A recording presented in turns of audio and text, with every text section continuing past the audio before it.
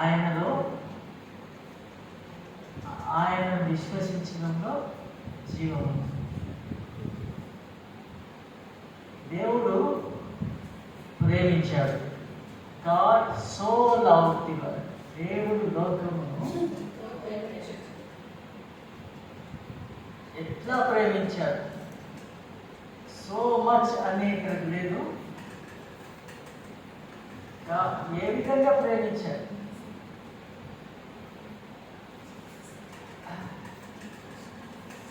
ప్రేమ. అది 1వ యోహాను పత్రికలో 2వ అధ్యాయంలో లోకంలో ఉన్నదంతయు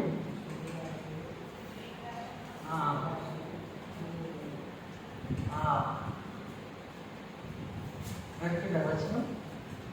చదవండి. దేవుడు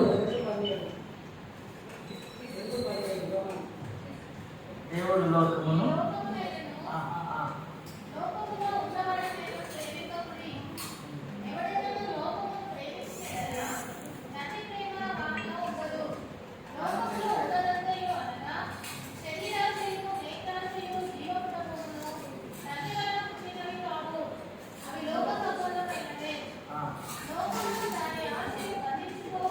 దాని లోకమును ఆశలు గతించిపోవచ్చున్నది. ఎవరు రాసిందమ్మా? గతించిపోవచ్చున్నది అని రాస్తే దాన్ని అదే ఇంగ్లీష్లో అంటే అది పట్టుకోవడానికి లేదు, దాంట్లో సిక్కుకోవడానికి లేదు. అదొక వ్యామోహం. ఎండమావులు అంటారు. ఎప్పుడైనా మాట విన్నారా మీరు? ఎండమావి అంటే ఎండాకాలంలో ప్రయాణం చేస్తుంటే లేదా ఎండలో ప్రయాణం చేస్తూ ఉంటే ఓపెన్ ప్లేస్లో ప్రయాణం చేస్తూ ఉంటే ముందు పెద్ద జలాశయాలకు గమకాలు ఉంటాయి. నీళ్ళు కంటే నిలబడుతుంది, ముందుకు నడుస్తూ ఉంటాయి. నీళ్ళు ఉన్నాయని గమపడతాం. అట్లా నీళ్ళు ఉండవు, దాహము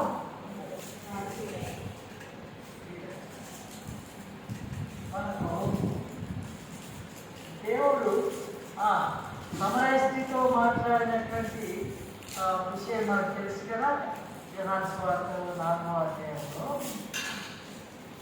తనకు దాహానికి నీరు ఇవ్వమని అడుగుతారు. తర్వాత ఏమవుతుంది?